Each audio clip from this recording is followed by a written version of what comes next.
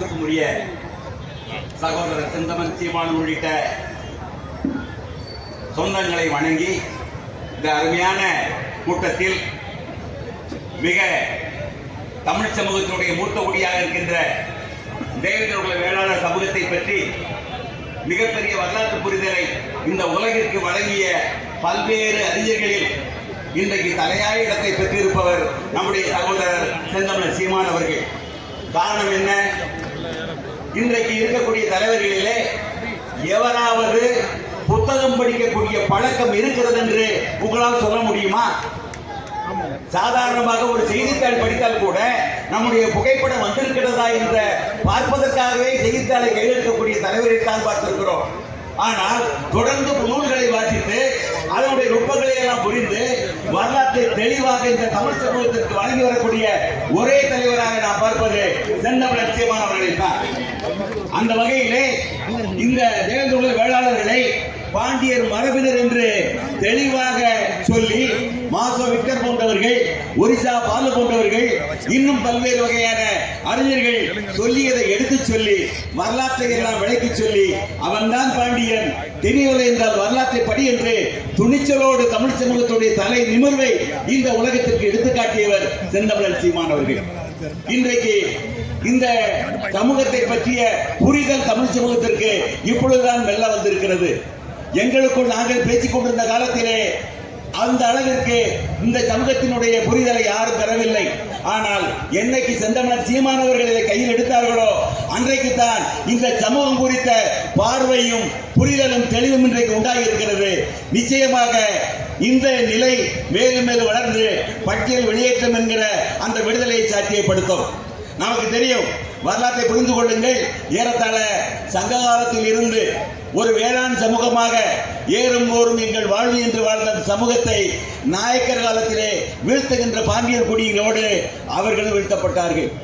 நில உடைமை சமூகமாக இருந்தவர்களை அந்த நில உடைமை எல்லாம் பறித்து கோயிலுக்கு கொடுப்பது போல கொடுத்து அதை நாயக்கர் நிர்வாகம் தங்கள் உடைமைகளாக மாற்றிக்கொண்ட வரலாறு தான் உண்மையான வரலாறு. அப்ப நில உடைமை பறித்த பின்னாலும் கூட உழைத்து உழைத்து ஊருக்கு சோறப்பட்ட இந்த சமுதாயத்தை எல்லா சமுதாயங்களும் மதிக்கின்றன, எல்லா சமுதாயங்களும் அரவணைக்கின்றன. ஏனென்றால் அவர்களை சார்ந்துதான் அத்தனை பேரில் இருந்தார்கள் என்கிற வரலாற்று உண்மையினால் மதித்தார்கள். அப்படி என்றால் நில உடைமை பறித்து விட்டோம், இவர்களுடைய இந்த மரியாதை எப்படி பறிப்பது என்ற கேள்வியில் தான் பள்ளி நூல்கள் எழுதப்பட்டன. நன்றாக இந்த தமிழ் சமுதாயம் உணர்ந்து கொள்ள வேண்டும். இந்த தமிழ்நாட்டிலே எத்தனையோ சமுதாயங்கள் இருக்கின்ற பொழுது ஒரு குறிப்பிட்ட காலத்திலே நாயக்கர் காலத்திலே நூற்றுக்கணக்கான பள்ளி இலக்கியங்களை எழுத வேண்டிய அவசியம் ஏற்பட்டது என்கிற கேள்வியை மனதில் எழுப்பி பாருங்கள். எப்படி இந்த பள்ளர் சமுதாயத்தை பற்றி மட்டும் நூற்றுக்கணக்கான பள்ளி நூல்கள் எழுத வேண்டிய அவசியம் ஏன் வந்தது, அதுவும் குறிப்பிட்ட காலத்திலே நாயக்கர் காலத்திலே என்ற கேள்வியை எழுப்பி பாருங்கள். காய்ச்ச மரம் கல்லடிபடும் என்பதை போல வீரியமுள்ள சமுதாயம் எதிரிகளை சம்பாதித்தது. அதுவும் குறிப்பாக நாயக்கர் சமுதாயம் தனக்கு பக்கபலமாக தமிழ் சமுதாயத்தை எடுத்துக்கொண்டு அவர்களுக்கு பசப்பு வார்த்தை கூறி உங்களுக்கு அதிகாரம் தருகிறேன் என்று சொல்லி அவர்களை தங்களோடு இணைத்துக் கொண்டு இந்த வீரியமிக்க தமிழ் சமுதாயத்தை வீழ்த்தியது என்பதான வரலாறு. அன்றைக்கு வீழ்த்திய அந்த வரலாற்று தொடர்ச்சி இன்று வரை தொடர்கிறது என்பதை மறந்து விடாதீர்கள். அன்றைக்கு நாயக்கர் ஆட்சியாக வீழ்த்தினார்கள்.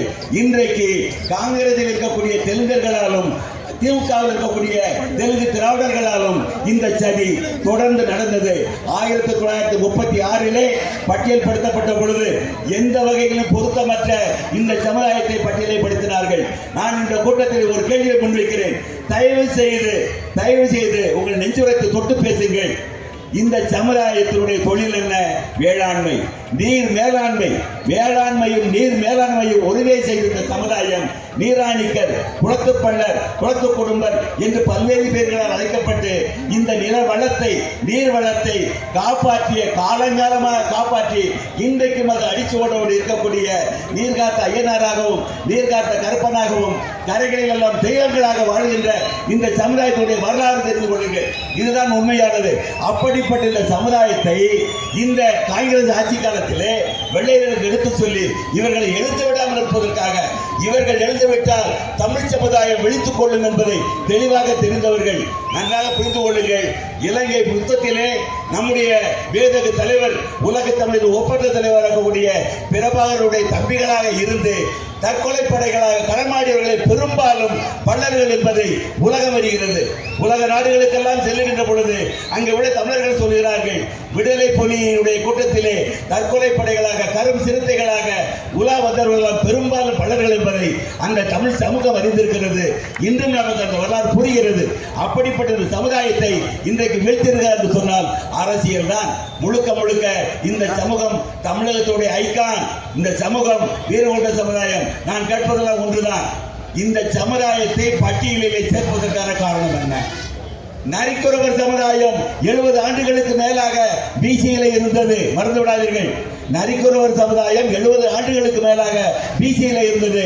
ஜெயலலிதா காலத்திலே அவர்கள் சிறப்பு சட்டம் கொண்டு வந்து அவர்களை இன்றைக்கு எச்சியாக மாற்றினார்கள். என்ன காரணம்? வெள்ளக்காரன் ஆட்சியிலே பட்டியல் பிரிவுபடுத்துகின்ற பொழுது நரிக்கிறவர்களை பிசியாக மாற்றியது ஒரு மிகப்பெரிய வரலாற்று பிழை. அந்த பிழையை சரி செய்ய வேண்டும் என்று ஜெயலலிதா அம்மையார் சட்டத்திருத்தம் கொண்டு வந்து அவர்களை எச்சி கொண்டு வந்து அதை சரி செய்தார். அதை போல தேவேந்திரர்களை பட்டியலில் சேர்த்தது மிகப்பெரிய வரலாற்று பிழை என்பதை உணர்ந்து அதை திருத்தங்கள் என்று தான் சொல்கிறோம். நாங்கள் ஒன்றும் கெஞ்சி கொண்டிருக்கவில்லை. பட்டியலை சரி செய்யுங்கள், திருத்துங்கள். ஏனென்று கேட்டால் இந்த சமுதாயம் பட்டியல் சமுதாயத்திற்கு பொருத்தமானது என்று இந்த மேடையில் வந்து ஒரு நபர் ஒரு காரணத்தை சொல்லுங்கள் போதும். ஒரு காரணத்தை சொல்லுங்கள். இந்த காரணத்தினால் தான் இவர்கள் பட்டியல் பிரிவில் சேர்க்கப்பட்டார்கள் என்று ஒற்றை காரணம் உங்களால் சொல்ல முடியுமா? தமிழ் சமுதாயங்களே, உங்களை மனசாட்சியை தொட்டு பேசுங்கள். இந்த சமுதாயம் ஏறும் போரும் எங்கள் வாழ்வு என்று விவசாயத்தை காலகாலமாக பார்த்து வருகிறார்கள். இன்றைக்கு வரை இவர்களுக்கு விவசாயத்தை தவிர எதுவும் தெரியாது. களத்து மேட்டு கதையை கேட்டு பாருங்கள். எத்தனை கூட்டமாக இந்த காணிகளை பெற்று வளமோடு வாழ்ந்தார்கள் என்று தெரியும். இதுதான் வரலாறு. இப்படிப்பட்ட வாழ்வாங்கு வாழ்ந்த சமுதாயத்தில் இருக்கக்கூடிய தலைவர்கள் அன்றைக்கு நமக்கு அரசியல் தேவையில்லை என்று கல்வியும் அரசியல் பக்கம் போகாமல் கையிருக்கு காலிற்கு முத்தையா, கடவுள் தந்த நிலமிற்கு முத்தையா என்று களத்து மேட்டிலும் வயல்காட்டிலுமே நம்முடைய வாழ்க்கையை அர்ப்பணித்துக் கொண்டவர்கள். அதனாலவே அவர்கள் கல்வி பக்கம் அரசியல் பக்கம் போகவில்லை.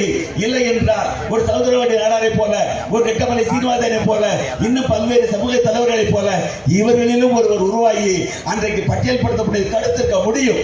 அதையும் மீறி சீனிவாச பிள்ளைய அந்த முயற்சியை எடுத்து கூட, ஆனால் ஒற்றை குரல் பெரிதாக ஈடுபடவில்லை என்பதனால் இந்த பட்டியல் பிரிவில் நிகழ்ந்து விட்டது, இந்த விபத்து நிகழ்ந்து விட்டது. எனவே அப்படிப்பட்ட சூழ்நிலை நன்றாக புரிந்து கொள்ளுங்கள். இன்றைக்கு நமக்குள்ளே நாங்கள் எத்தனையோ போராட்டங்களை உண்ணாவிரர்களை முன்னெடுத்தோம். ஆனாலும் கூட அதை கிணற்றுக்குள் வீசிய குரலாகத்தான் வெளிப்பட்டது. ஆனால் இன்றைக்கு சீமான் முன்னெடுத்த இந்த போராட்டம் தான் பொது வெளியிலே, பொது சமூகத்திலே, பொது அரசியலிலே ஒரு மிகப்பெரிய அச்சுறுத்தலை உண்டாக்கி இருக்கிறது. அதுதான் முக்கியமானது. தமிழ் சமூகத்திலே இப்படிப்பட்ட ஒரு சமுதாயம், வேளாண்மை மட்டுமே வாழ்வாக கொண்ட சமுதாயம், கோயில்களிலே மரியாதை இருக்கிற சமுதாயம்.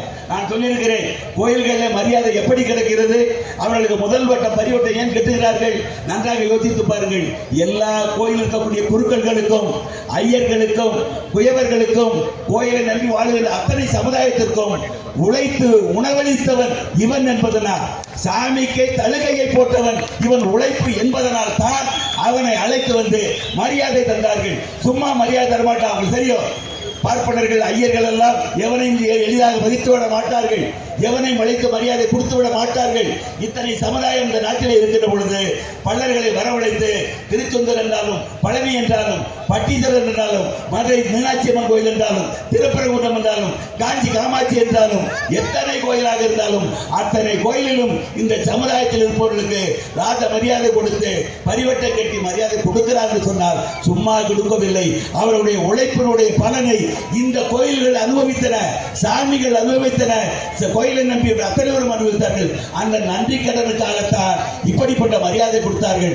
ஆனால் ஜல்லிக்கட்டிலே வருடத்துக்கு ஒரு முறை அறிவிக்கக்கூடிய தேர்தல் காலை வருகிறது, குடும்பங்களின் காலை வருகிறது என்கின்ற ஒற்றை விஷயத்தை தடுப்பதற்கு நீதிமன்றத்தில் வழக்கு கொடுக்கப்படுகிறது. யோசித்து பாருங்கள். கோயிலே பரிவட்டம் கொண்டு வருடத்தில் ஒரு நாள் நடப்பது, அதை தடுப்பதற்கு வழக்கு கொடுக்கப்படுகிறது. ஆனால் பள்ளிகளிலும் கல்லூரிகளிலும் பிஞ்சு உள்ளங்களில் நஞ்ச வைப்பது போல அங்கே சாதிகளாக காட்டப்படுகின்றன. இது எப்படிப்பட்ட கூட யோசித்து பாருங்கள். பள்ளியிலே ஜாதிகளை இல்லையடி பாப்பா என்று சொல்லிக் கொடுக்கக்கூடிய பள்ளியிலே ஜாதிகளை அடையாளமாக வைத்திருக்கிறார்கள். கல்லூரியிலும் பள்ளிகளில் எங்கு பார்த்தாலும் சாதி அடையாளம். ஆனால் வருடத்திற்கு ஒரு முறை பாரம்பரியமாக போற்றப்படுகின்ற அந்த ஜல்லிக்கட்டிலும் அந்த கோயில் மரியாதையிலும் என்ன சொல்கிறார்கள்? ஜாதி அடையாளம் வரக்கூடாது என்று வழக்கு தொடுக்க ஏற்பாடு செய்தார்கள். இதுதான் வீரியம் உள்ளது எதிர்ப்பு சந்திக்கும் என்பதை போல இந்த நிகழ்வு நடந்து கொண்டிருக்கிறது. எனவே தயவு செய்து புரிந்து கொள்ளுங்கள், இந்த சமுதாயம் எந்த வகையிலும் எவருக்கும் குறைந்ததல்ல, வீரத்திலும் பண்பாட்டிலும் குறைந்ததல்ல. அப்படிப்பட்ட சமுதாயத்தை உளவியல் ரீதியாக மாற்று சமுதாயங்கள் மத்தியிலே தாழ்த்தி இருக்கிறார்கள். அதை சரியாக புரிந்து கொண்டால் இப்படிப்பட்ட கவின் போன்ற எளிய உள்ள தம்பிகள் சாக மாட்டார்கள். அதே போல அவரை வெட்டிய எளிய தம்பியை போல அறியாமையிலே அவரை வந்து இப்படிப்பட்ட சிக்கலுக்குள் மாற்றி நிறுத்தியிருக்க மாட்டார்கள். ஒட்டுமொத்த கல்வியாளர்கள் குடும்பம் அறியாமையிலே மூழ்கி கிடக்கின்றன. இதை வெளித்தெளிய செய்து தமிழகத்துக்கு விடிவு வர வேண்டும் என்று சொன்னால் இந்த சமுதாயம் பட்டியலில் வெளியேற வேண்டும். இதன் மூலமாக திராவிடத்திற்கு ஒரு எச்சரிக்கை செய்ய வேண்டும். நாங்கள் இனிமேல் எப்பொழுதும் போல தமிழ் சமுதாயம் தூக்கி கிடக்காது, விழித்து விட்டது. இது நிச்சயமாக விடுதலை சாத்தியப்படும். விடுதலை உங்கள் கையில் அல்ல, எங்கள் கையிலே. நீங்கள் தந்து நாங்கள் பெற வேண்டிய அவசியம் இல்லை. நாங்கள் எடுத்து உங்களை ஆள்வோம். அதற்கு இந்த மேடை சாட்சி அதை சாத்தியப்படுத்துவார் நம்முடைய மேதகு தலைவருடைய தம்பி செல்லமன் சீமானந்தை கூறி விடைபெறுகிறேன். நன்றி, வணக்கம்.